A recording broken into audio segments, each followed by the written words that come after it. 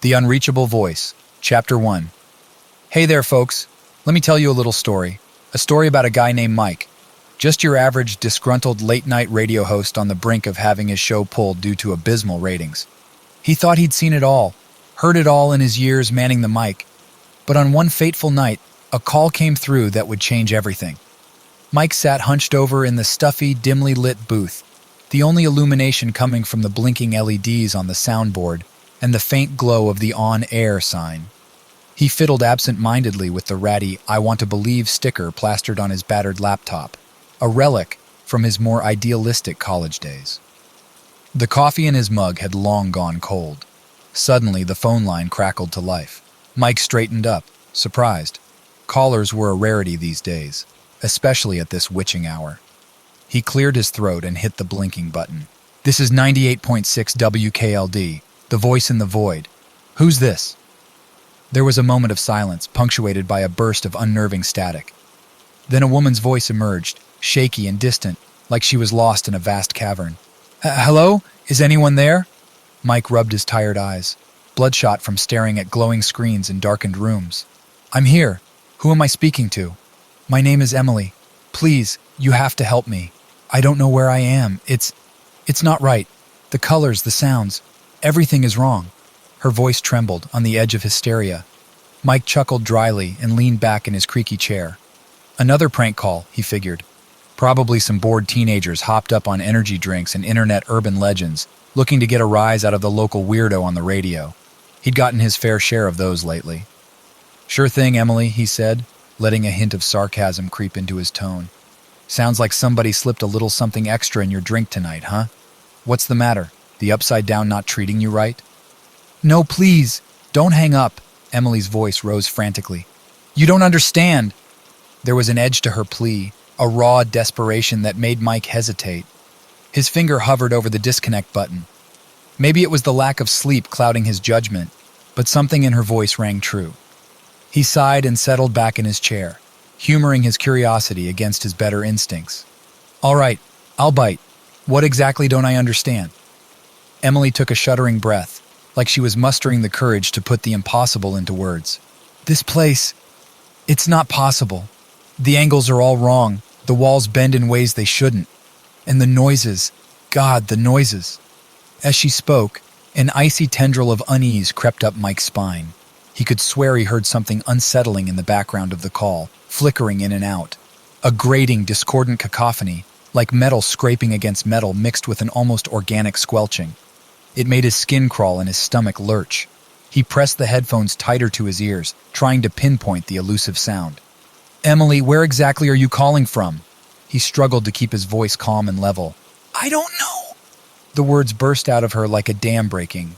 "I was in my apartment, just a normal night. And then I wasn't.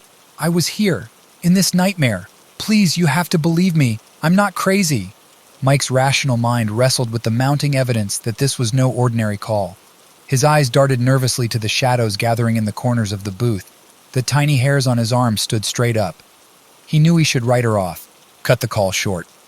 A radio host entertaining delusional ramblings was a surefire way to kill his career even faster. He could already picture his boss's disapproving glare as he cleaned out his desk. But another part of him, a deeper instinct he'd long buried, responded to the genuine distress in Emily's voice. A memory surfaced unbidden, his childhood friend babbling about strange lights in the sky before vanishing without a trace.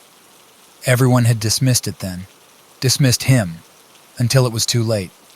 Mike swallowed hard and made a decision, one that would set him down a path from which there was no return. His heart thudded against his ribs as he spoke into the mic, sealing his fate. "Okay, Emily, I believe you. Let's see if we can figure this out together." The night took on a surreal quality as Emily recounted her eerie environment in halting, vivid detail. Impossible geometries and physics-defying architecture that made Mike's head throb just trying to picture it. Lurking figures glimpsed out of the corner of her eye, there and gone in a blink. A pervasive sense of being watched by some coldly inhuman presence. Mike sipped his tepid coffee, trying to bring some clarity to his increasingly muddled thoughts. He scribbled down notes on a stained legal pad, attempting to find some pattern or logic to Emily's plight that kept slipping out of his grasp. Periodically, he tried to trace her call, to pin down her location to dispatch some help. But every high-tech trick and favor he called in from his dwindling list of friends led nowhere. Just an impenetrable wall of hissing static and garbled interference that made his fillings ache. The hours dragged on, and Mike felt the world outside the cramped booth fall away until nothing existed except Emily's increasingly labored breathing and the maddening, disjointed sounds of wherever, whatever, she was trapped in. His eyelids grew heavy as weariness and dread pressed down on him like a physical weight. By the time the first pale fingers of dawn pried through the studio blinds, and Emily's tenuous voice finally cut out in a burst of deafening static, Mike was a changed man. Jolted out of an exhausted daze, he blinked at the scribbled pages of unhinged notes strewn around him, like the debris of a mental breakdown. An unshakable certainty crystallized in his chest, hard and cold as a lump of lead. He had to find her, to save her from whatever unfathomable horror had ensnared her. Nothing else mattered anymore. Not his show, his fading dreams of stardom, his growing mountain of past due bills. Not even the worried texts from his on-again, off-again girlfriend that he ignored as he stumbled out into the early morning haze like a man possessed. All that existed was the impossible mystery of Emily and the inexplicable place that had swallowed her. And heaven help anyone who got in his way, because Mike would not rest until he solved it, or until it consumed him entirely, body and soul. But hey, you know what they say? Be careful what you wish for, right? Mike thought he wanted excitement, something to reignite his passion and give his life meaning again. He was about to get that, and so much more than he ever bargained for. As the sun crept higher and the sleepy town of Briars Falls began to stir, little did its unsuspecting citizens know that a shadow had fallen across their lives. A darkness unleashed by a chance encounter on a forgotten frequency in the dead of night. And it was already too late to stop what was coming. Tune in next time if you dare, as we follow this poor sucker Mike deeper down the rabbit hole into the unfolding mystery of the unreachable voice. That is, if you're feeling brave. After all, you never know who, or what, might be listening. Chapter 2. Welcome back, intrepid listeners. Ready to delve further into the shadowy crevices of our little tale? Let's see what twisted turns await our friend Mike, shall we? After that first fateful call from Emily, Mike knew his life would never be the same. How could it be, when he'd glimpsed the edges of a world beyond all rational understanding? He sat in the cramped booth of the campus radio station, the flickering fluorescent lights casting eerie shadows across the soundproofed walls. Sleep became a distant memory as he poured every waking moment into unraveling the enigma of the unreachable place. Night after night, Emily's calls painted an increasingly vivid and disturbing picture. Her shaky voice crackled through the phone line, barely louder than the hiss of static. "It's like the hallways are alive," she whispered. "They twist and turn in ways that shouldn't be possible. The angles are all wrong. It's like the walls are shifting, trying to trap me inside." Mike's gut clenched as he scribbled notes, his hand trembling. Twisting corridors that defied geometry, where the laws of physics seemed to bend and warp. Skittering sounds in the shadows, hinting at unseen horrors lurking just out of sight. "And the music," Emily choked out. "God, the music never stops." She described a ceaseless cacophony of dissonant tones and unnerving melodies, always playing at the edges of her perception. It seeped into her mind, haunting her even in the brief respites of silence. Mike could almost hear it himself, a phantom echo slithering through the phone static. As he listened, enraptured and horrified in equal measure, Mike couldn't shake the feeling that he'd heard something like it before. A nagging familiarity, like a half-remembered nightmare. The screen of his laptop cast a pallid glow on his unshaven face as he tore through his library of obscure records and strange sound samples, searching for any hint of connection. Files and folders littered his desktop, a labyrinth of digital detritus. One night, deep in the bowels of the station archives, he found it. Sandwiched between moldering stacks of vinyl and cobwebbed shelves, a crackling, faded recording from decades past. An interview with a rambling old man, his voice trembling with barely contained terror as he spoke of a place beyond the veil. A place of impossible angles and unearthly music. Mike's heart pounded as he threaded the aged magnetic tape into the player. The speakers crackled to life, spilling the old man's quavering words into the dusty room. The parallels were undeniable. As they echoed off the shadowed walls, Mike felt a chill serpentine down his spine. This was no mere coincidence. There was a pattern here, a dark history waiting to be unraveled. Armed with this new lead, Mike threw himself into research with renewed fervor. He scoured ancient tomes and obscure online forums, piecing together shards of forbidden knowledge, whispers of cultists and mad composers, of gateways torn open by unholy frequencies. The sickly glow of his computer screen became his constant companion, casting shadows over the mounting piles of empty energy drink cans and coffee-ringed notebooks. All the while, Emily's calls grew more frantic, more urgent, her once energetic voice now raspy and strained, worn thin by constant terror. The unreachable place was taking its toll, eroding her grip on sanity. Mike knew he was racing against time itself to find a way to save her. But the answers remained maddeningly out of reach, slipping through his grasp like wisps of fog. As he raked a hand through his disheveled hair, bloodshot eyes straining in the dim light, the weight of isolation pressed down on Mike. When was the last time he'd spoken to anyone besides Emily? His classmates, his professors, even his own family, they all felt distant now, their concerns petty and mundane compared to the eldritch truth consuming his existence. But the deeper he delved, the more the darkness seemed to reach out for him in turn. Shadows gathered in the corners of his studio apartment, pooling like spilled ink. Strange figures stalked the edges of his vision, whispering secrets in the static between radio channels. Had the flashlight always cast such warped, unnatural shadows on the walls? Mike's dreams turned dark and twisted, filled with visions of impossible landscapes and looming, unspeakable shapes. He'd jolt awake in a cold sweat, the phantom strains of discordant music still ringing in his ears. Each time it took him longer to shake off the clinging dread, to convince himself that the lurking presence in the room was just a trick of the light. He knew he was teetering on the brink of an abyss from which there might be no return. Staring into the darkened mirror one sleepless night, Mike hardly recognized the gaunt, haunted face that stared back. But there was no turning back now. He'd gazed too long into the face of the unknown, and it had gazed back into him. For better or worse, his fate was entwined with Emily's now. Two lost souls bound together by a nightmare from beyond the stars. Would he be her salvation? Or would they both be dragged down into the unreachable place, never to escape? Mike's fingers tightened around his phone as it buzzed with an incoming call. The display glowed with an unknown number. He took a deep breath and pressed answer. Only one way to find out, dear listener. Keep those dials tuned and your mind open wide, because we're just getting started on this dark descent. The Unreachable Voice will return after these messages. Chapter 3. Consider this a friendly warning, dear listener. We're heading into dangerous territory now. The waters are murky, and the things swimming beneath the surface may be far less friendly than yours truly. But hey, we've come this far together, haven't we? Might as well see this macabre mystery through to its bitter end. Picture the scene. A dimly lit apartment that had seen better days, the air thick with the acrid scent of stale cigarettes and desperation. This was the lair of Mike Dunham, once a promising young radio host, now a man teetering on the brink of obsession and madness. The walls were a patchwork of peeling paint and haphazardly pinned papers, a physical manifestation of Mike's fractured psyche. Everywhere you looked, there were signs of a mind consumed by a singular purpose.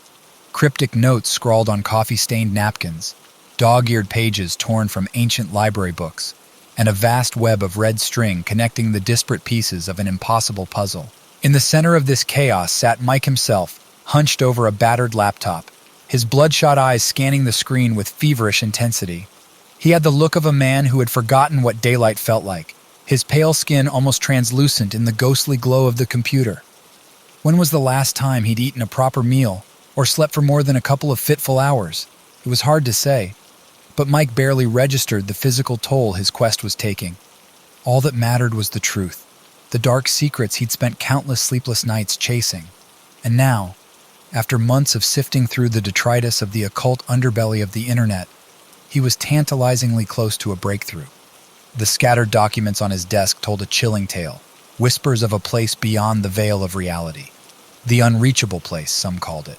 Others knew it by older, more ominous names: the Hollow Realm, the Screaming Void, the Maw of Infinite Despair. Mike had to admit he liked the sound of that last one. had a nice ring to it. But nomenclature aside, one thing was clear. This was no mere urban legend. There was a pattern hidden in the static, a sinister thread connecting dozens of mysterious disappearances spanning decades. Ordinary people, vanishing without a trace, leaving behind nothing but whispers and speculation. And at the center of it all, a haunting refrain, unearthly music drifting through the airwaves, luring the unsuspecting into the darkness. Mike leaned back in his creaking chair, rubbing his stubbled jaw thoughtfully. He'd always been drawn to the weird and macabre, even as a kid.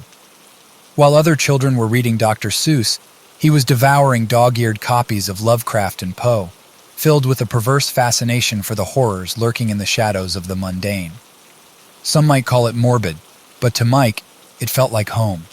And now, here he was, on the precipice of a revelation that could shatter the very fabric of reality. It was both exhilarating and deeply frightening, the kind of cosmic terror that would make old Howard Phillips himself break out in a cold sweat. But there was no turning back now. Mike knew that the key to understanding this mystery lay with Emily, the lost soul trapped in the unreachable place. Her descriptions of the dissonant melodies plaguing her every moment were the missing piece he needed to unlock this puzzle. With a sense of grim determination, Mike reached for his phone, his clammy fingers punching in the now familiar number. The line crackled to life, filled with the hiss and pop of static. "Hello?" Emily's voice sounded distant, strained, as if she was speaking from the bottom of a deep well. "Emily, it's Mike. Listen carefully. I need you to tell me everything you can remember about the music. Every detail, no matter how small or strange." There was a pause, a shuddering intake of breath. I don't know if I can, Mike. It's like trying to describe the face of madness itself. The notes, they crawl inside your skull, burrow into your brain until you can't think straight." Mike closed his eyes, his heart pounding in his ears. "I know it's hard, Emily, but you're the only one who's heard it and come back to tell the tale. Please, if there's any hope of getting you out of there, I need to understand." Another long silence. Then slowly, haltingly, Emily began to speak. She told of melodies that writhed and twisted like living things, of harmonies that seemed to veer off into impossible directions, folding back on themselves in a mind-bending Mobius strip of sound. The more she described, the more unsettled Mike became. This was music that shouldn't exist, that defied the very laws of physics and sanity. And then, like a thunderbolt from a clear blue sky, the realization hit him. He'd heard these unearthly tones before, drifting from the speakers of his own radio booth. The strange transmissions he'd picked up over the years, the eerie sound collages he'd woven into his late-night shows, they were all echoes of the same malevolent score. Had he been an unwitting pawn in this cosmic game all along? A conduit for the siren song of the damned luring unsuspecting souls into the unreachable place? The thought made his stomach churn, a sickening wave of guilt and horror washing over him. But before he could voice his revelation, Emily's voice raised to a fever pitch, a raw, primal scream that sent chills racing down his spine. "Mike! Oh God, it's here! The music, it's changing, getting louder. There's something coming out of the shadows. I can see it." Her words dissolved into a cacophony of terror and static, the line going dead with a final sickening crunch. Mike sat frozen, the phone clutched in his white-knuckled grip, his breath coming in short, sharp gasps. The shadows in the corners of the room seemed to deepen, taking on a malevolent character. He could feel it now, the cold, creeping dread that Emily must have felt in her final moments, the sense of something ancient and hungry turning its gaze upon him. He knew with a horrifying certainty that the unreachable place was aware of him now, that in his reckless pursuit of the truth, he had drawn the attention of something far beyond his comprehension. And if he was going to have any hope of saving Emily, or himself, from its clutches, he would need help. But who could he turn to? In a world where most people couldn't even fathom the horrors he'd glimpsed, where could he find allies brave or foolish enough to stand with him against the impossible? As he sat in the oppressive stillness of his apartment, Mike's mind raced through the possibilities. The usual suspects were out: the cops, the journalists, the so-called experts. They'd just think he was another conspiracy nut, another lost soul raving about things that go bump in the night. No, he needed someone who understood the darkness, who had stared into the abyss and come back changed, Someone with nothing left to lose and everything to gain by taking on the impossible. And then, like a bolt of blackest lightning, it hit him. The one person who might just be crazy enough to join him on this twisted quest. A grin spread across Mike's haggard face, a manic gleam in his bloodshot eyes. Buckle up, listeners. The real descent begins now. Keep your hands and feet inside the ride at all times, and pray the music doesn't find you in the night. The Unreachable Voice will be right back. Chapter 4. Ah, you're still with us. Brave souls, the lot of you. Or maybe just morbidly curious. Either way, I respect it. Let's see what fresh hell awaits our intrepid hero as he ventures further down the rabbit hole, shall we? Mike paced the worn floorboards of his dimly lit apartment, the discordant notes of forbidden music still echoing in his mind. The corkboard on the wall had become a mad collage of cryptic scribblings, blurry Polaroids, and tattered maps with ominous red X's. Empty coffee cups and balled-up papers littered every surface. He couldn't remember the last time he'd slept for more than an hour at a stretch, his bloodshot eyes darting between the clues that refused to add up. He knew he was unraveling, the threads of his sanity straining against the weight of impossible truths. The sickly fluorescent light flickered overhead as Mike paused in his frantic circuits, head cradled in trembling hands. Emily's frightened eyes stared back at him from the glossy surface of a faded photograph, a silent plea for salvation. Mike's jaw clenched as a fresh wave of determination washed over him, steadying his nerves like a shot of cheap whiskey. He couldn't face this nightmare alone. As much as it pained his lone wolf sensibilities, he needed someone in his corner. Someone smart, someone resourceful, someone just batshit crazy enough to believe his wild tales of musical madness and eldritch abominations. Enter Sarah, his long-suffering producer, and the one person who'd stuck by him through thick and thin. She'd seen Mike at his lowest points, pulled him back from the brink of self-destruction more times than either of them cared to admit. If anyone could handle the truth, it was her. Mike's fingers shook as he punched in her number, the dial tone echoing like a funeral march. On the third ring, Sarah's honeyed voice drifted through the receiver. "Mike, it's 3 a.m. This better be good." Mike swallowed hard, his mouth suddenly dry as a bone. "Sarah, I need you to come over. There's something I need to show you. Something I can't explain over the phone." A heavy sigh crackled through the line. "All right, give me 20 minutes. This had better not be another one of your wild goose chases." The line went dead as Mike slumped against the wall, the weight of the world pressing down on his shoulders. 20 minutes. 20 minutes to gather his scattered thoughts, to find the right words to make her understand. The knock at the door jolted him from his brooding reverie. He stumbled over to answer it, suddenly self-conscious of his disheveled appearance. Sarah stood in the hallway, her chestnut hair pulled back in a severe bun, designer coat pulled tight against the chill. Her eyes widened as she took in Mike's ragged state, brow furrowing with concern. "Geez, Mike, I know ratings have been in the toilet, but I didn't realize you were taking it this hard. When's the last time you showered?" Mike ran a hand through his greasy hair, suddenly self-conscious. "It's not... Look, there's something I need to tell you. Something big. You might want to sit down for this." He led her into the living room, kicking aside the detritus of his manic investigations. Sarah perched gingerly on the edge of the couch, nose wrinkling at the sour stench of stale coffee and desperation. Mike took a deep breath, the words sticking in his throat like shards of glass. And so, over a pot of strong coffee and a mounting sense of dread, Mike spilled his guts. He told her everything. Emily's impossible plight, the tangled web of connections, the mind-bending music that seemed to be the key to it all. His voice shook as he laid out the evidence, each piece damning in its implications. Sarah listened in stony silence, her perfectly manicured nails digging into her palms. The only sound was the ticking of the clock on the wall, counting down the seconds until the world as they knew it collapsed. When Mike finally ran out of words, Sarah exhaled shakily, her composure cracking like a porcelain mask.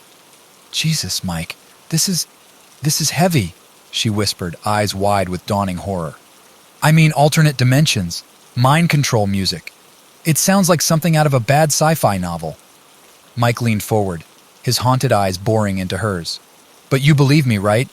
You don't think I've completely lost it?" Sarah hesitated, loyalty warring with logic behind her eyes. She'd seen Mike go off the deep end before, chasing shadows and conspiracies until he'd nearly lost himself. But this was different. The evidence was too compelling, the stakes too high to ignore. "I don't know what to believe," she admitted, voice heavy with trepidation. "But I know you, Mike. I know you wouldn't make something like this up. So, yeah, I'm with you. Whatever this insanity is, we'll figure it out together." Relief crashed over Mike like a tidal wave, the tight fist around his heart unclenching for the first time in days. He wasn't alone anymore. With Sarah's sharp mind and unshakable loyalty at his side, they might just stand a fighting chance. They threw themselves into research with renewed purpose, the ticking clock spurring them onward. They scoured the darkest corners of the internet, chasing tenuous leads down virtual rabbit holes. They reached out to crackpot experts and renegade scientists, trading secrets in dimly lit parking garages, like characters in a noir thriller. Most of their leads were dead ends, the ravings of madmen and charlatans. But some whispered of mind-bending frequencies and government experiments gone wrong, of people who'd vanished without a trace after stumbling onto forbidden truths. The pieces were falling into place, the puzzle assembling itself into a picture of pure nightmare fuel. And through it all, the darkness watched. Shadowy figures lurked outside Mike's windows, their silhouettes warping in the sodium glare of the streetlights. Eerie melodies drifted through the static of late-night radio, leaving skull-splitting migraines and a sense of encroaching dread in their wake. But Mike and Sarah pressed on, their determination bordering on madness. They couldn't turn back now, not with Emily's life hanging in the balance, her mind unspooling in that unreachable place beyond the veil. They were on a collision course with horrors beyond imagining, the point of no return receding in the rearview mirror. The sane choice would be to cut their losses, to bury the truth, and cling to the comforting lie of normalcy. But sanity was a luxury they could no longer afford. In a world gone mad, the only option was to embrace the chaos and pray they reach the other side intact. So buckle up, dear listeners. The ride's about to get a whole lot bumpier. And as always, keep your ears open. You never know what secrets the airwaves might carry. The Unreachable Voice will return after a word from our sponsors. Chapter 5. Welcome back, my intrepid audio explorers. I hope you didn't get too comfortable during that little break, because the roller coaster's about to take another plunge into the abyss. When we last left our dynamic duo, Mike and Sarah were neck-deep in a labyrinth of cosmic horror and conspiratorial intrigue. But little did they know, their late-night excursions into the unknown were about to attract some serious attention. And not just from the eldritch entities lurking in the shadows. It started with the calls, dozens of them, flooding the station's switchboard like a tidal wave of static and confusion. The blinking lights on the console flashed in an erratic rhythm, each one signaling another voice on the line, another story waiting to be told. Mike leaned back in his chair, the worn leather creaking as he rubbed his tired eyes. He glanced at the clock, 3:47 a.m. The witching hour was upon them. With a sigh, he reached for the first blinking light, steeling himself for the onslaught. "You're on the air with Mike Morrow. What's keeping you up tonight?" At first, Mike assumed it was the usual smattering of insomniacs, drunks, and UFO enthusiasts that made up his regular audience. The first few calls were predictable enough. A man claiming to have seen a fleet of flying saucers over the local Walmart. A woman convinced her cat was possessed by the spirit of her dead grandmother. Mike took it all in stride, his voice smooth and reassuring as he humored each caller with a mix of gentle skepticism and genuine curiosity. But as the night wore on, a pattern began to emerge from the static. Amid the rambling accounts of Bigfoot sightings and government cover-ups, there were stories that sounded all too familiar. Tales of eerie music drifting through the night, of loved ones vanishing without a trace, of impossible vistas glimpsed in fever dreams and waking nightmares. I can't explain it," a woman's voice trembled through the speakers.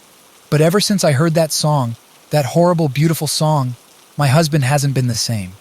He walks around in a daze, muttering strange words in his sleep. And sometimes, when he looks at me, it's like he's seeing through me, like I'm not even there." Mike felt a chill run down his spine as he listened, his eyes meeting Sarah's across the console. She looked pale, her lips pressed tight as she scribbled furiously in her notebook. They both knew what this meant. It seemed Mike and Sarah weren't the only ones who'd brushed up against the unreachable place and lived to tell the tale. As the calls kept coming, each one more unsettling than the last, Mike felt a growing sense of unease. Suddenly, their quest to save Emily had taken on a new dimension. They weren't just fighting for one lost soul anymore. They were fighting for a whole invisible army of the vanished and the haunted. He looked down at his notes, the pages filled with hastily scrawled names, dates, and snatches of eldritch phrases. He knew he had to use his platform for more than just ratings and cheap thrills. He had to turn his radio show into a beacon, a lifeline for all those touched by the darkness. "Sarah," he said quietly, his voice barely above a whisper, "we have to do something. We can't just sit here and let this thing keep taking people." She nodded, her eyes fierce with determination. "I know, but where do we even start? This is so much bigger than us, Mike. So much bigger than anything we could have imagined." He leaned forward, his elbows resting on the console, as he stared into the darkness beyond the studio windows. "We start by telling their stories, by giving them a voice, and then we find a way to fight back." And so, with Sarah's help, Mike began to weave the scattered threads of his listeners' experiences into a tapestry of the bizarre and the terrifying. Night after night, they delved into the heart of the paranormal, the extraterrestrial, and the downright incomprehensible. They interviewed self-proclaimed abductees and interdimensional travelers, their voices tinny and distant through the phone lines. They spoke to mediums and mad scientists, their words painting vivid pictures of worlds beyond human understanding. They even managed to track down a few legitimate experts in the fields of theoretical physics and parapsychology, coaxing them to share their wildest hypotheses on the nature of the unreachable place. Mike leaned forward in his chair as Dr. Elena Romanova's accented voice crackled through the speakers. "The concept of higher dimensions has been a staple of theoretical physics for decades," she explained, her tone crisp and clinical. "But what if there are dimensions beyond even those? Planes of existence that operate on entirely different rules of reality?" Sarah's pen flew across her notebook as she tried to keep up with the scientist's rapid-fire revelations.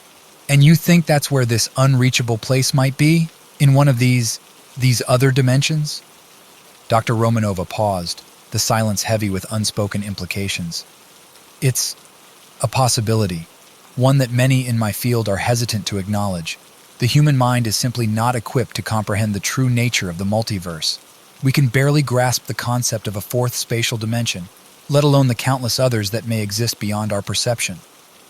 Mike felt a headache brewing behind his eyes as he struggled to wrap his mind around the professor's words. Higher dimensions, alternate realities. It all sounded like something out of a science fiction novel. But then again, so did everything else that had happened to them since Emily's disappearance. As the interview wound down, and Dr. Romanova bid them farewell with a cryptic warning about the dangers of delving too deep into the unknown, Mike and Sarah exchanged a long, loaded glance. They were in over their heads, that much was clear. But there was no turning back now. At first, the higher-ups at the station were thrilled with the sudden surge in ratings and listener engagement. The phones rang off the hook, the message boards lit up with frenzied speculation and debate. Advertisers were clamoring to get their products featured on the hottest new show in town. But as the subject matter grew darker and more disturbing, whispers of concern began to circulate in the corporate offices. Memos were sent, meetings were called. Suits and ties clustered in the hallways, their hushed conversations laced with words like liability and plausible deniability. Mike paid them no mind, his focus laser-sharp on the task at hand. He knew he was walking a fine line, that he was risking more than just his career by pursuing this story. But he couldn't stop. Not now. Not when they were so close to the truth. Even as the pressure mounted and the dangers grew more palpable, Mike and Sarah pressed on. In the dead of night, huddled over mugs of lukewarm coffee and stacks of esoteric tomes, they mapped out the connections between the unreachable place and the eldritch music that seemed to be its beating heart. Mike spent long hours in the station's dusty archives, combing through decades of recordings and logbooks for any hint of a pattern. He pored over faded newspaper clippings and blurry photographs, his eyes straining in the dim light of the microfiche reader. Sarah reached out to her network of underground contacts, calling in every favor and pulling every string to secure them access to forbidden knowledge and cutting-edge tech. She met with hackers in smoky back rooms, traded secrets with rogue government agents in abandoned parking garages. Together, they started to piece together a grim picture of a phenomenon that stretched back farther than either of them had ever imagined.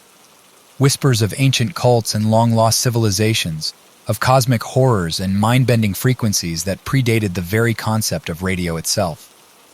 They realized they were tapping into something primal, something that had always been there, lurking just beneath the surface of reality. A force that had been calling out to humanity since the dawn of time, its siren song echoing through the ages in the form of myth and legend, art and music. And with every passing day, as Emily's calls grew more fraught and fragmented, they knew they were running out of time to unravel the mystery before it consumed them all. The static on the line was getting worse, the interference more violent and unpredictable. Sometimes in the brief moments of clarity between the bursts of noise, Mike swore he could hear other voices in the background. Voices that sounded ancient and inhuman, their words guttural and alien. The darkness was closing in, listeners. The unreachable place was stirring, its eldritch music growing louder in the night. And Mike and Sarah were about to find out just how deep the rabbit hole really went. But hey, what's a little existential dread between friends, right? Pour yourself a stiff drink and make sure the lights are on, because we've still got a long way to go on this twisted little journey of ours. The Unreachable Voice will be right back. In the meantime, keep your radios close and your sanity closer. Chapter 6. Ah, you're still here.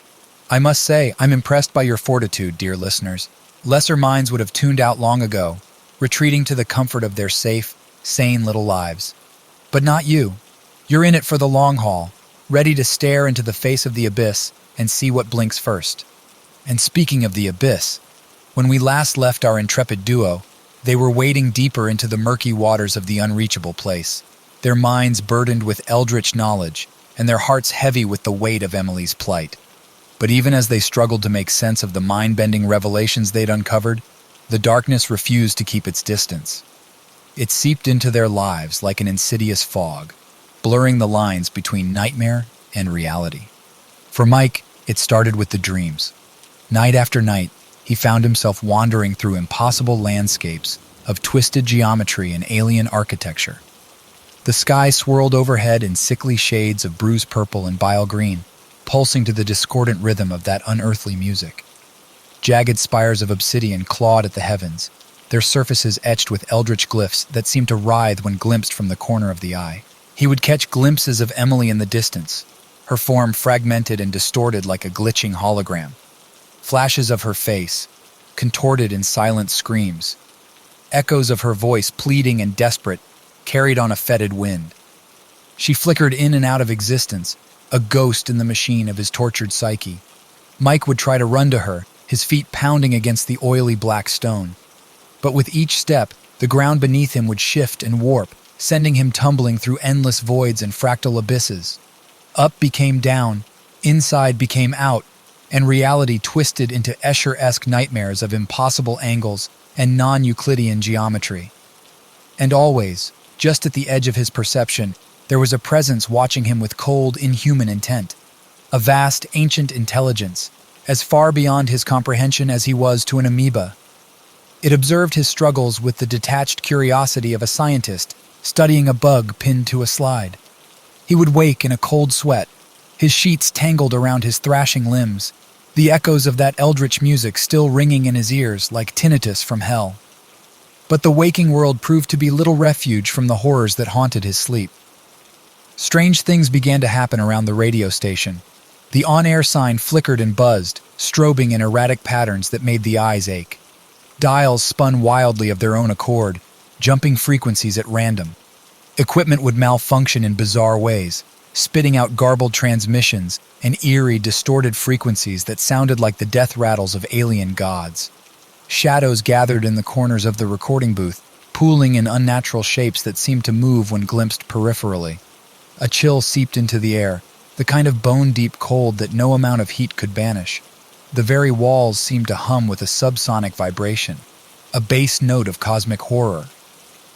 And then there were the listeners. As Mike and Sarah delved deeper into the lore of the Unreachable Place, they began to receive increasingly disturbing calls and messages from their audience. "I had the dream again last night," a trembling voice confessed. "The spires, the music, It's like it's calling to me, like it wants me to come home. There's something in my house, another listener whispered, terror etching every word. I can hear it skittering in the walls, scratching at the door.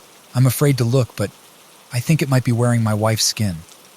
Some claim to have experienced the same haunting visions as Mike, their subconscious minds invaded by impossible vistas and unearthly music. They spoke of waking in cold sweats, their sheets damp with fear, the taste of ashes in their mouths. Others described strange phenomena manifesting in their homes and workplaces. Objects moving on their own, defying gravity. Electronic devices behaving erratically, screens flickering with unreadable glyphs. Even sightings of shadowy figures lurking in the periphery, there one instant and gone the next.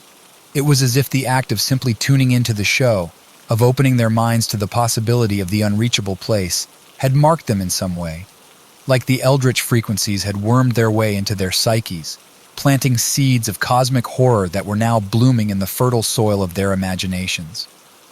Sarah, ever the level-headed one, tried to rationalize it all away. Mass hysteria, she said, her voice tight with a forced calm. The power of suggestion, amplified by the intimacy of the late-night airwaves. People letting their imaginations run wild, fueled by the spooky atmosphere Mike cultivated. But even she couldn't deny the growing unease that crept along her spine like skeletal fingers, the sense that they were all being drawn into something vast and unknowable. She would catch herself glancing over her shoulder, expecting to see what? Something indescribable, something that defied the laws of nature and sanity. And then came the night that changed everything. The night when Emily's call took on a new, terrifying urgency. Mike, are you there? Her voice crackled through the speakers, barely audible over the hissing static that consumed the line. Something's happening. The music, it's changing. It's like it's inside my head, burrowing deeper. I can feel it, Mike. I can feel it twisting me, changing me. Mike gripped the microphone with white knuckles, his heart a jackhammer in his chest. His mouth was dry, his tongue a dead weight. He forced himself to speak, to offer some scrap of comfort to his tormented friend. Emily, just hold on. We're going to get you out of there, I promise. The words sounded hollow even to his own ears, a feeble platitude in the face of cosmic horror. You just have to stay strong, okay? Don't let it break you. There was a long, terrible silence, broken only by the erratic crackling of the line. Seconds stretched into eons, and then Emily's voice returned, but it was no longer entirely her own. It reverberated with an inhuman resonance, thick with a presence that sent icy tendrils of dread crawling down Mike's spine. It's too late, Mike. Her words echoed in the booth, layered with a chorus of whispering voices. It's inside me now. We're one, the music and I. You can't stop it. You can't stop any of it. The doors are opening, Mike. The doors to the unreachable place. With a sudden burst of cacophonous sound, the transmission cut out, leaving Mike and Sarah in a stunned, suffocating silence. They looked at each other with wide, haunted eyes, the gravity of their situation crashing down upon them like a tidal wave of cosmic dread. The game had changed, listeners. The unreachable place wasn't just a distant nightmare anymore. It was bleeding into their world, its alien influence spreading like a virus through the conduits of the airwaves. And at its heart was Emily, their friend, their responsibility. A pawn in a game of eldritch chess played by forces beyond human comprehension. They could picture her now, trapped in some lightless abyss, the music burrowing into her mind like a parasite, rewriting her very identity. Mike and Sarah knew they were in over their heads. They knew they were risking their sanity, their very souls, by continuing down this dark and twisted path. The warnings had been there from the start, whispered in the static between stations, etched into the grooves of impossible records. But what choice did they have? To turn back now would be to abandon Emily to an unimaginable fate, to allow the darkness to claim her completely. They owed her more than that. They owed her everything. No, they had to press on. They had to find a way to reach into the unreachable place and pull her back from the brink, even if it meant staring down the face of madness itself, even if it meant sacrificing their own minds on the altar of cosmic truth. Buckle up, dear listeners. The darkness is rising, and the music is growing louder. But as long as we have each other, as long as we hold fast to the light of reason, and the bonds of human connection, we just might stand a chance. The unreachable voice will return. In the meantime, keep your loved ones close and your radios closer, because in this shadow-haunted world of ours, you never know what might come whispering out of the static. Chapter 7. Welcome back, my brave and steadfast listeners. I must say, your dedication to our little tale of cosmic horror is truly commendable. Lesser souls would have noped out long ago, retreating to the safety of their cozy, well-lit lives. But not you. You've chosen to stand with Mike and Sarah as they stare down the face of the abyss, to bear witness to the unfolding of a nightmare that threatens to consume us all. And speaking of nightmares, when we last left our intrepid duo, they were reeling from a chilling revelation. Emily, their friend and the unwitting catalyst of this whole eldritch odyssey, had been changed by her time in the unreachable place, transformed into something not entirely human, a conduit for the alien music that pulsed at the heart of that cosmic horror. Mike stood frozen, his knuckles white as he gripped the edge of the desk, staring blankly at the scattered papers and flickering computer monitors of the radio station. The air felt thick, oppressive, like a physical weight pressing down on his shoulders. He tried to take a breath, but it caught in his throat, trapped behind the scream building in his chest. Beside him, Sarah sat slumped in her chair, her face pale and drawn. Dark circles shadowed her eyes, stark against her ashen skin. She looked hollowed out, like something vital had been ripped from her, leaving only a brittle shell behind. "I can't believe it," she whispered, her voice thin and thready. "Emily, oh God, what happened to her? What did that place do to her?" Mike didn't answer. He couldn't. The words wouldn't come, stuck behind the horror lodged in his throat. He'd seen the footage, watched as Emily stumbled out of the unreachable place, her eyes wide and glassy, her movements jerky and unnatural, like a puppet on tangled strings. And the music, that eerie, discordant melody that flowed from her lips, echoing through the abandoned streets of the town. It burrowed into his mind, worming its way into the cracks of his psyche. Even now, hours later, he could still hear it, a whispering shadow at the edge of his thoughts. It was a blow that left Mike and Sarah shaken to their core, their minds grappling with the implications of what they'd heard. But even in the face of such existential dread, they knew they couldn't abandon their quest, not when Emily's very soul hung in the balance. And so, with heavy hearts and a grim determination, they soldiered on. But they weren't alone in their fight anymore. The airwaves had become a battleground, a nexus point where the forces of reason and madness collided. The phones in the station rang incessantly, the lines clogged with frantic callers. Some babbled incoherently, their words tumbling out in a jumble of fear and confusion. Others spoke with an eerie calm, their voices flat and lifeless, as if they'd seen beyond the veil, glimpsed the true face of reality, and been forever changed by the sight. Mike and Sarah fielded the calls as best they could, their own fragile grip on sanity fraying with each passing moment. They clung to each other like drowning swimmers, desperate for any solid ground in the shifting tides of madness. "We have to keep going," Sarah said, her jaw clenched with determination. "For Emily. We can't let her suffer in that place. We have to find a way to bring her back." Mike nodded, his eyes haunted. "I know, but how? We're in over our heads here, Sarah. This is bigger than us, bigger than anything we could have imagined." Sarah reached out, gripping his hand tightly. "Then we find help. Someone who understands this stuff. Someone who can tell us what we're really dealing with." As if on cue, a new email popped up on Mike's screen, the subject line stark and urgent. "I can help you." He clicked it open with trembling fingers, scanning the contents quickly. "It's from a Dr. Anya Petrova," he said, his brow furrowed. "She says she's a physicist specializing in the paranormal, the exploration of alternative dimensions and realities." Sarah leaned over his shoulder, reading the email for herself. "She says she's been following our broadcasts, that she believes we're onto something big, something that could change everything." "Do you think we can trust her?" Mike asked, his voice uncertain. "After everything we've been through." Sarah hesitated, chewing at her lower lip. Trust was a commodity in short supply these days, eroded by the lies and betrayals they'd endured. But what choice did they have? They were floundering in the dark, grasping at straws. If this Dr. Petrova could shed some light on the situation, help them find a way to save Emily, they had to take the chance. "Let's meet with her," Sarah said finally. "Hear what she has to say. But we take precautions. We don't tell her everything, not right away, and we watch our backs." Mike nodded, his jaw tight. "Agreed." They arranged to meet at a dimly lit diner on the outskirts of town, a place where they could talk freely without fear of prying eyes or listening ears.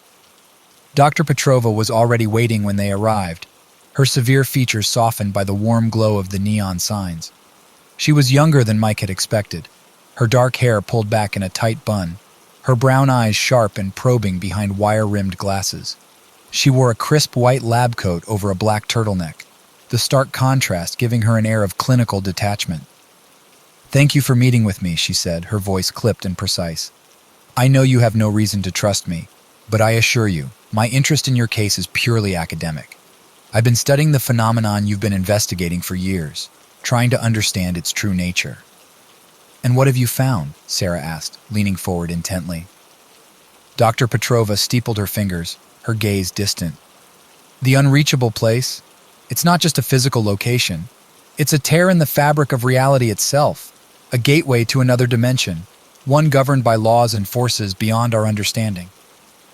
She slid a folder across the table, the plain manila surface belying the earth-shattering revelations contained within. "I've compiled my research, the data and theories I've accumulated over the years. It's all there, every scrap of evidence I've managed to gather." Mike flipped through the pages, his eyes widening at the diagrams and equations, the grainy photographs of impossible landscapes. I don't even know what to say. It's incredible. "And terrifying," Sarah added, her voice hushed. "If even half of this is true, the implications are staggering." Dr. Petrova nodded grimly. "You're right to be afraid. The forces at work here, they're beyond anything we've ever encountered, beyond anything we were ever meant to know." She leaned forward, her eyes boring into Mike and Sarah's. "But we can't turn away from the truth, no matter how much it scares us. We have to face it head on, try to understand it. It's the only way we can hope to save your friend." Mike swallowed hard, his throat suddenly dry. "How?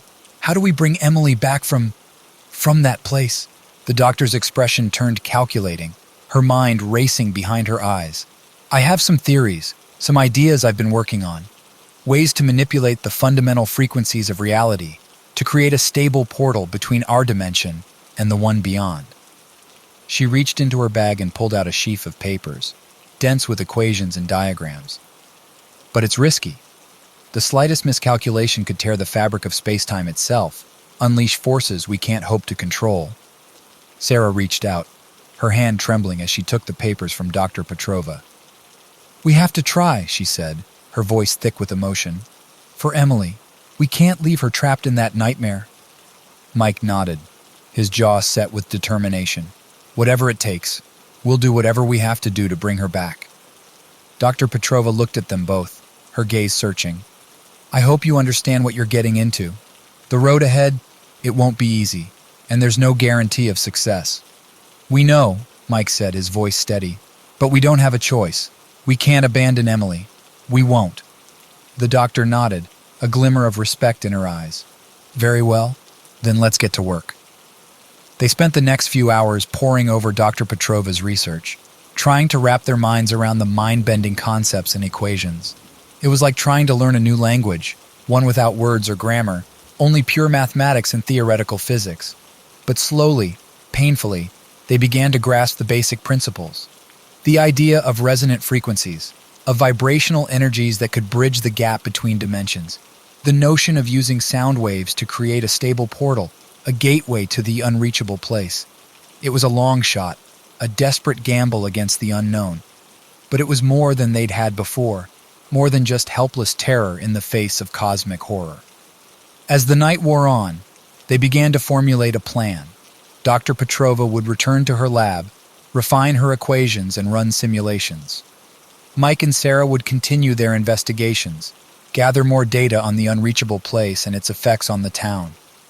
And when the time was right, when they had everything they needed, they would make their move. they would open the portal and venture into the heart of darkness itself, to bring Emily back from the brink of madness. It was a slim hope, a fragile lifeline against the rising tide of fear and despair. But it was all they had, the only light in the encroaching shadows. They shook hands with Dr. Petrova, their grips firm with shared purpose. Together, they would stand against the darkness. Together, they would find a way to save Emily, or die trying. But the road ahead would be fraught with peril, dear listeners. The forces of the unreachable place were stirring, their alien influence seeping into the cracks of our reality. And as Mike and Sarah would soon learn, some doors, once open, can never be closed again. The unreachable voice will return. Until then, keep your minds sharp and your hearts brave. In the face of the unknown, they may be the only weapons we have left. Chapter 8. Welcome back, my intrepid listeners. I hope you've had a chance to catch your breath, to fortify your minds and steel your nerves for the trials ahead. Because if there's one thing we've learned from our journey thus far, it's that the path to the unreachable place is paved with terror and madness. Picture the scene, if you will, the cramped confines of the station's recording booth, air thick with tension you could cut with a knife. The sickly glow of computer monitors casts an eerie blue pallor over the faces of Mike Weston and Dr. Anya Petrova as they pore over the doctor's esoteric calculations and mind-bending theories, searching desperately for some shred of hope to cling to. Countless pages of scrawled notes and complex diagrams litter every surface, the detritus of brilliance pushed to the breaking point. Mike's fingers twitch reflexively as he stares unblinking at the screens, leg bouncing with a nervous energy he can barely contain. The numbers and symbols start to blur together, but he can't tear his eyes away. Not when their meaning holds the key to saving Emily from the nightmare realm that swallowed her whole. Dr. Petrova works feverishly beside him, an unlit cigarette dangling forgotten from her lips as she attacks the keyboard with a manic intensity. Nicotine-stained fingers fly in a blur, fueled by an intellect that burns too bright to be contained by mere flesh and bone. Every now and then, her steel-trapped mind snaps shut around some elusive thread of an idea, and she bolts upright with a sharp intake of breath, eyes gleaming like quicksilver in the half-light. "There!" she barks, jabbing a finger at some arcane formula. "A pattern, a vibrational resonance that links our reality to the one beyond.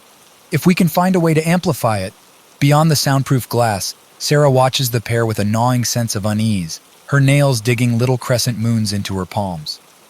She sees the way Mike's shoulders slump under the weight of his guilt, the dark hollows that have taken up residence under his eyes, knows that he'll run himself ragged to save the woman he's come to care for so deeply in so short a time. It breaks her heart to see him like this, but what can she do? This is his cross to bear. All she can offer is her faith that somehow, some way, he'll find the strength to bear it. As the hours bleed together and the sun sinks below the horizon, Mike and Dr. Petrova's labors begin to bear strange fruit. They isolate patterns within the static of Emily's transmissions, spectral voices whispering secrets from beyond the veil, snatches of unearthly music that sets their teeth on edge and makes their skin prickle with dread. "These frequencies are the key," Dr. Petrova murmurs, eyes fever-bright in the darkness. "A vibrational bridge between worlds, hanging by a spider silk thread. We must find a way to widen that crossing before it snaps and all hope is lost." And so, with a Herculean effort of will and caffeine, they set to work building their portal, a jury-rigged monstrosity of bleeding-edge tech and occult engineering, all humming wires and eldritch circuitry cobbled together with spit and prayers. As the device starts to take shape under their desperate hands, the shadows seem to lengthen, taking on a watchful quality, as if the universe itself is holding its breath.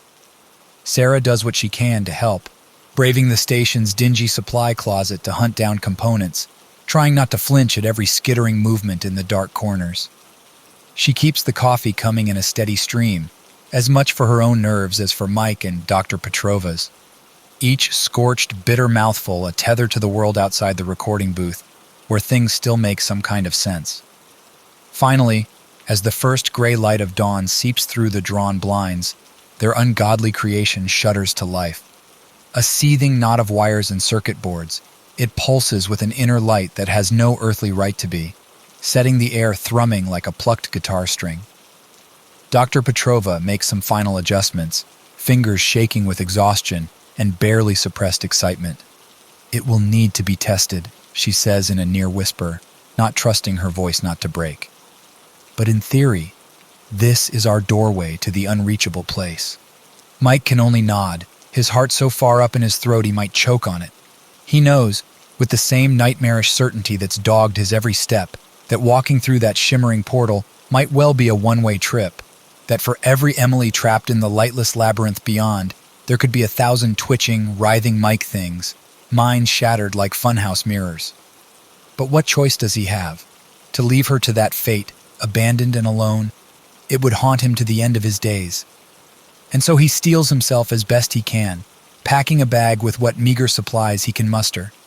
Protein bars and bottled water, a bottle of over-the-counter stimulants and a set of industrial earplugs, a tattered paperback sci-fi novel to keep him grounded in consensus reality. He shoves down thoughts of the loved ones he might be leaving behind. The life he's built here in this small slice of something like normal, forces himself to breathe through the crushing weight of it all.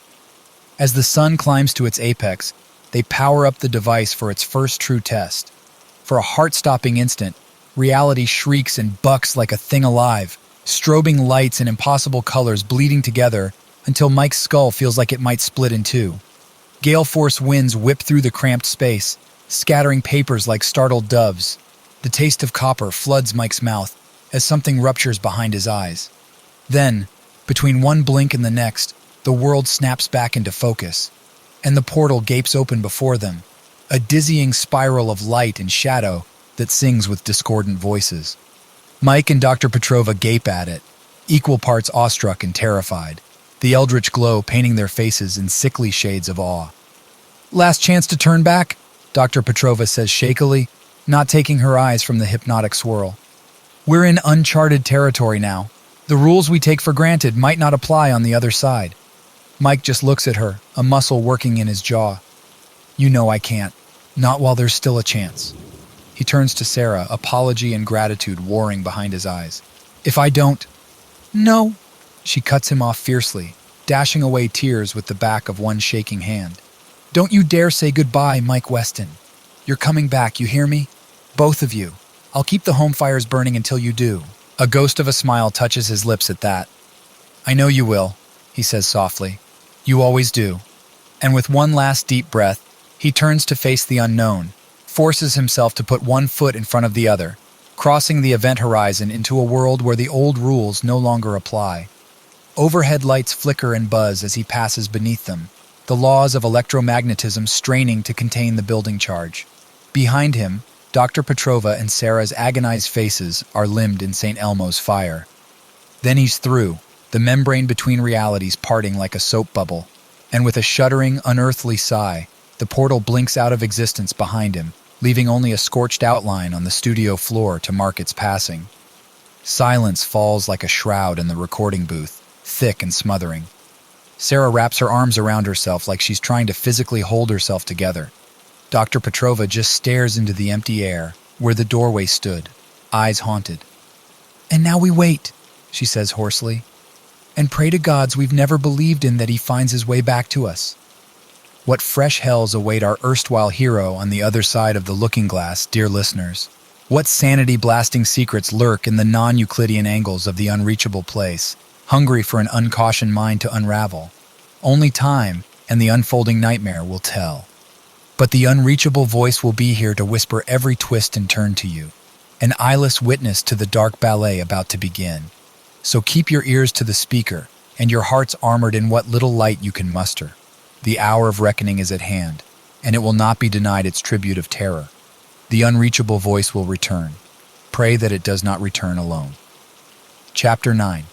Welcome back, my brave and steadfast listeners. I must say, your dedication to our little tale of cosmic terror is truly remarkable. Lesser minds would have tuned out long ago, retreating to the comfort of their safe, sane little lives. But not you. You've chosen to follow Mike Weston into the heart of the unreachable place, to bear witness to his harrowing journey through a realm of madness and despair. And what a journey it has been. When last we left our intrepid hero, he had crossed the threshold of the portal, leaving behind the world of the familiar for the twisted landscape of the unknown. Mike felt the electric tingle of interdimensional energy dance across his skin as he passed through the shimmering portal. For a moment, he was suspended between worlds, every atom of his being stretched across an infinite expanse. Then, with a gut-wrenching lurch, he was wrenched free from the fabric of reality and hurled into the abyss. At first, there was only darkness, a yawning void that seemed to stretch on forever, swallowing up all light and sound. Mike floated in that emptiness, his senses straining for any hint of structure or form. He tried to scream, but no sound escaped his lips. The silence was suffocating, pressing in on him from all sides like a physical force.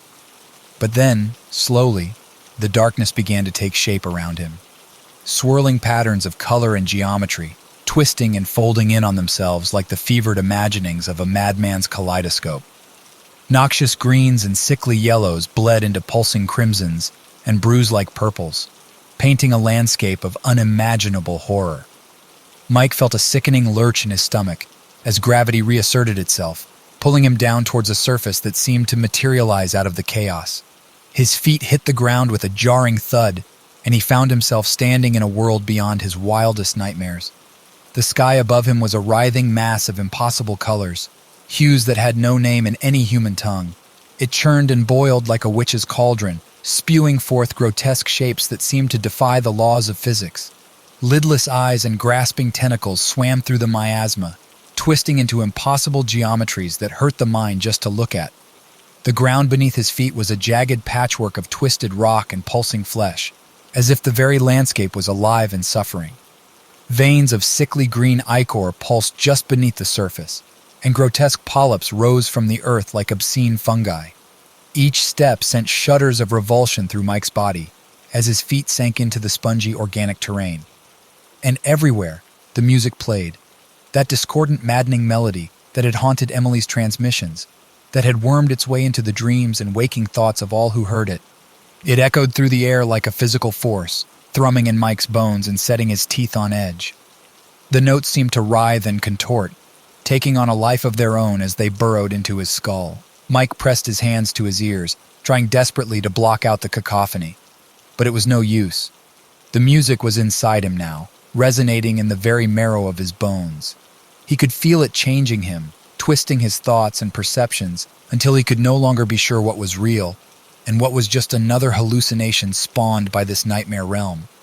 He steeled himself against the onslaught of sensory horror, forcing his mind to focus on the task at hand.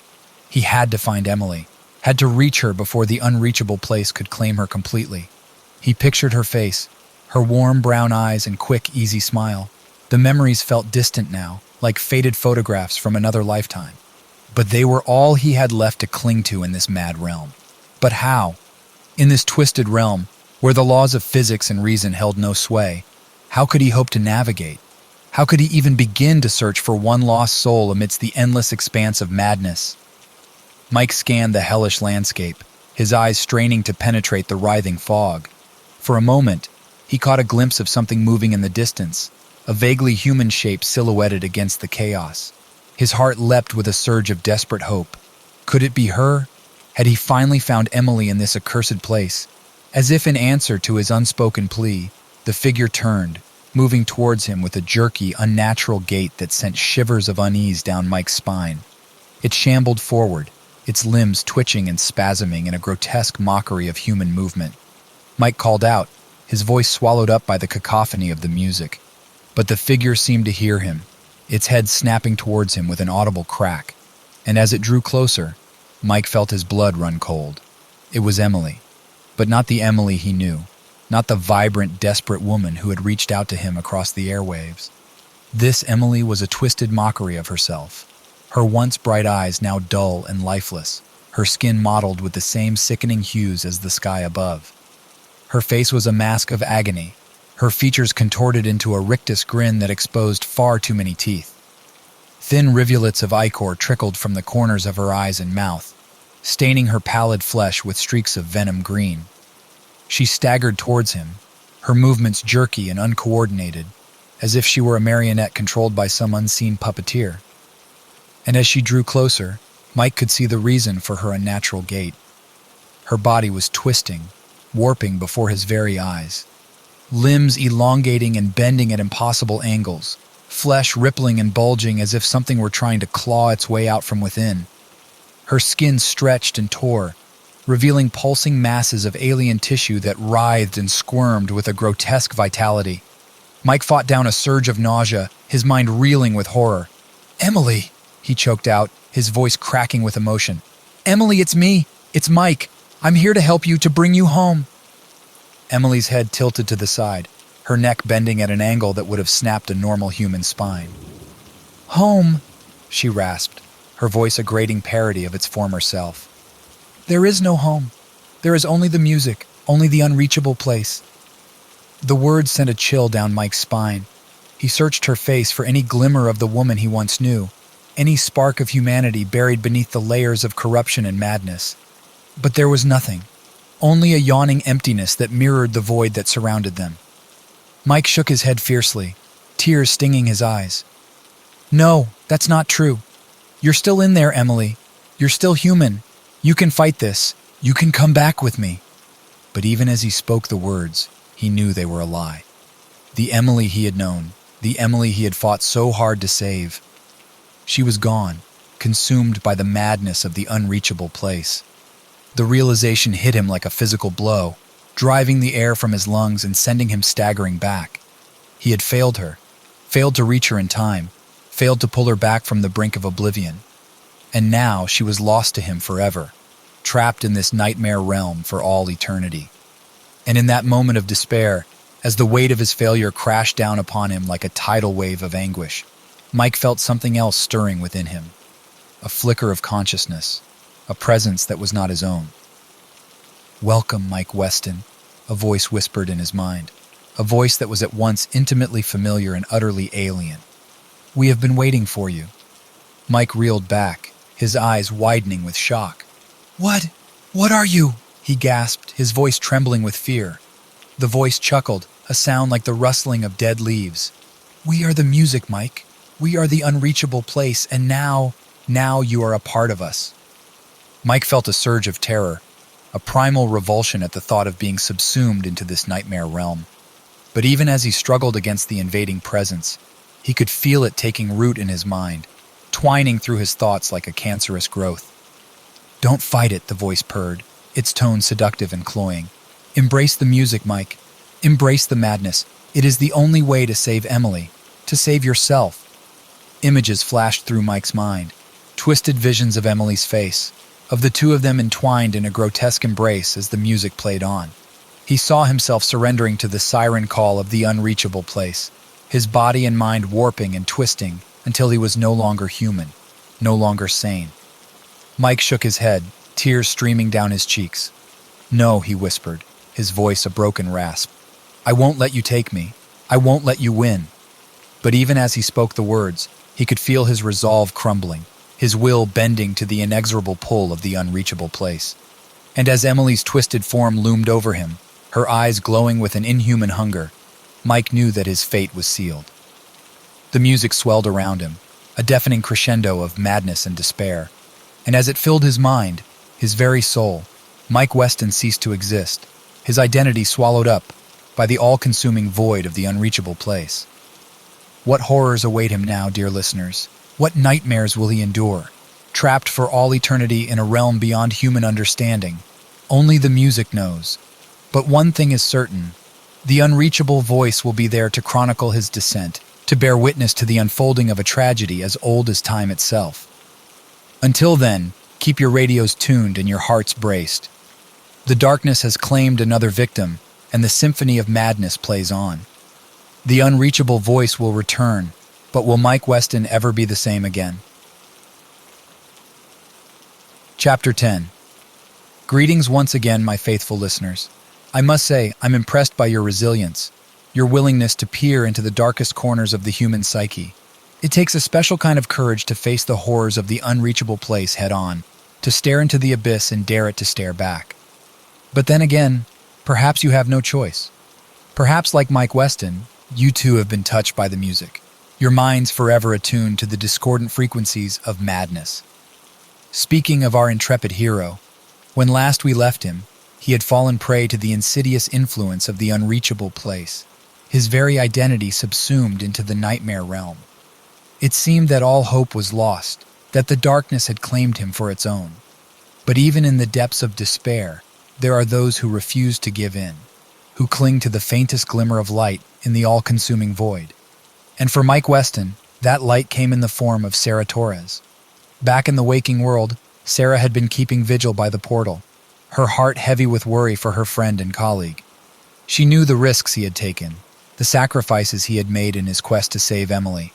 But she also knew Mike's strength, his stubborn refusal to surrender in the face of overwhelming odds.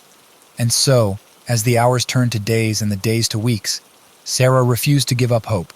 She pored over Dr. Petrova's research, searching for any clue, any scrap of knowledge that might help her bring Mike back from the brink.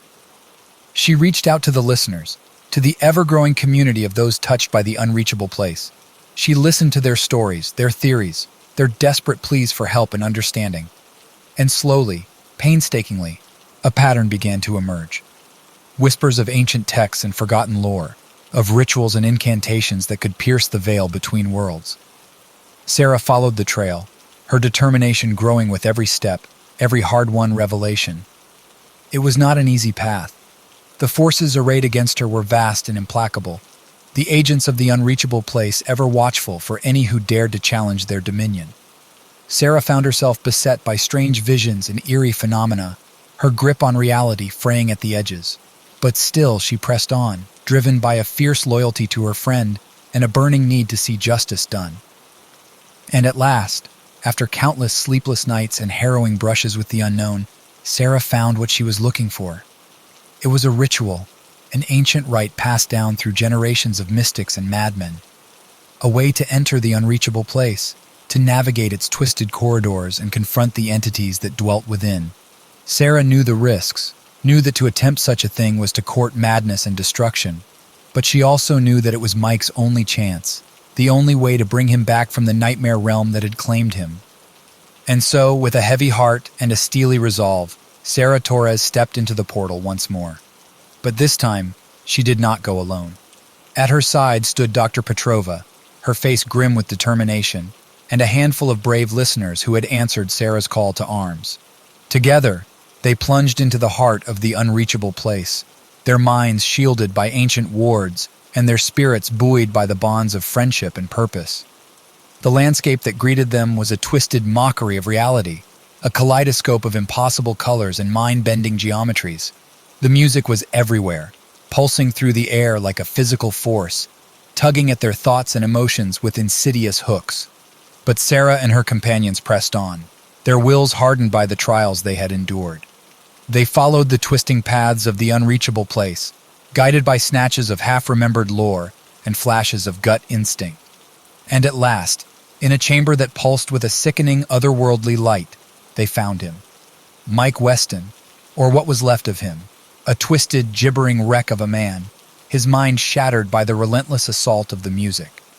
Sarah's heart wrenched at the sight of her friend, her eyes filling with tears of grief and rage, but she did not falter, did not let the despair take hold. Instead, she knelt beside Mike's broken form, her voice a soothing murmur as she began to chant the words of the ancient rite. Dr. Petrova and the others joined in, their voices rising in a haunting chorus that seemed to echo through the very fabric of the unreachable place. The music swelled in response, a deafening cacophony of discordant tones and eldritch harmonies. But Sarah's voice rose above the din, a beacon of hope and resolve amidst the madness. And slowly, painfully, Mike began to stir, his eyes flickering with the first faint sparks of recognition. "Sarah," he rasped, his voice a broken whisper. Is that you?" Sarah nodded, tears streaming down her face. "It's me, Mike. We've come to bring you home." Mike's face contorted with anguish, his body racked with sobs of pain and relief. "Emily," he choked out, his eyes haunted by the memory of her twisted form. I couldn't save her." Sarah gathered him into her arms, her voice fierce with conviction. "We'll find a way, Mike. We'll find a way to save her, to save everyone touched by the unreachable place. But first, we need to get you out of here." Mike nodded weakly, his fingers clutching at Sarah's sleeve as she helped him to his feet. Together, leaning on each other for support, they began the long journey back to the portal, back to the world of the familiar and the sane. But the unreachable place would not let them go so easily. As they made their way through the twisting corridors, the music rose to a fever pitch, the walls themselves seeming to pulse and writhe with malevolent intent. Shadowy figures lurked at the edges of their vision, whispering dark promises and unspeakable threats. Dr. Petrova and the others fought them off with wards and incantations, their faces grim with determination. But still the darkness pressed in, clawing at their minds and spirits with ravenous hunger. Sarah felt her strength beginning to wane, her resolve faltering in the face of such relentless horror. And then, just as all hope seemed lost, a voice rang out through the chaos, a voice that was at once familiar and utterly alien, a voice that cut through the discordant music like a blade of pure light. Enough, it said, the word echoing through the chamber with a force that shook the very foundations of the unreachable place. You have no claim on these souls, no right to their sanity or their lives. Sarah felt a surge of hope, a flicker of recognition sparking in her mind. She knew that voice, knew it with a certainty that defied all reason or logic. "Emily," she whispered, her eyes widening with shock and wonder. And there she was, standing before them like a vision out of a fever dream. Emily, her form no longer twisted and broken, but radiant with an inner light that seemed to banish the shadows from the chamber. "You have to go," she said, her voice urgent and commanding. "The portal is closing. The way back to your world is fading. You must leave now, while you still can." Mike staggered forward, his face contorted with anguish. "Emily, no. We can't leave you here, not after everything we've been through." But Emily shook her head, a sad smile playing across her lips. "It's too late for me, Mike. I am a part of this place now, a part of the music. But you still have a chance, a life to live in the world beyond." Sarah felt tears streaming down her face, her heart breaking at the thought of leaving her friend behind. But she knew that Emily was right, knew that to stay any longer was to risk being trapped in the unreachable place forever. With a final agonized look at Emily, Sarah turned to the others, her voice cracking with emotion. "We have to go. We have to get Mike back through the portal, back to safety." Dr. Petrova nodded grimly, her hand already reaching for the glowing sphere that would activate the portal. The other listeners gathered around, their faces etched with a mixture of sorrow and resolve. And then, with a blinding flash of light and a deafening roar of sound, the portal opened once more. Sarah and the others plunged through, dragging Mike's weakened form between them. The last thing Sarah saw before the portal snapped shut behind them was Emily's face, her eyes shining with a fierce, unearthly light. And then the unreachable place was gone, and they were falling through an endless void of light and shadow. They hit the ground with a bone-jarring thud, their bodies sprawling across the cold concrete floor of the radio station. For a long moment they lay there, gasping for breath, their minds reeling with the enormity of what they had just experienced. And then, slowly, painfully, they began to stir.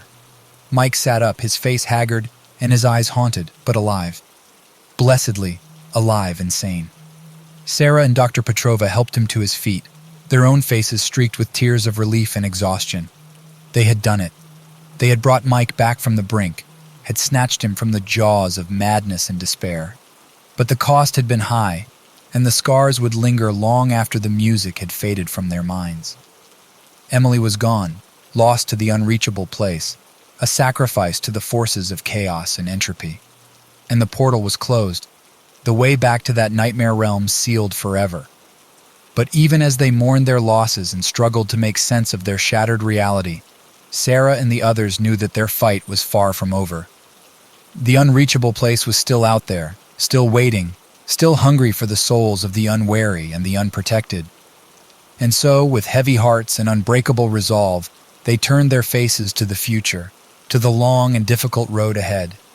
They would rebuild, would heal, would find a way to honor the memory of those they had lost. And always, in the back of their minds, the music would play on, a haunting reminder of the horrors they had faced and the price they had paid for their survival. But for now, dear listeners, the story of the unreachable place has come to a close. Mike Weston has returned to the world of the living, forever changed by his brush with the infinite and the unknowable. As for Emily, and the fate of all those still trapped in that nightmare realm, that is a tale for another time, another broadcast. Until then, keep your radios tuned and your minds braced, for the unreachable voice will always be here, waiting, watching, and listening for the secrets that lurk beyond the veil of sanity and reason. Good night, dear listeners, and remember, in the darkest of nights and the deepest of voids, you are not alone. The end. The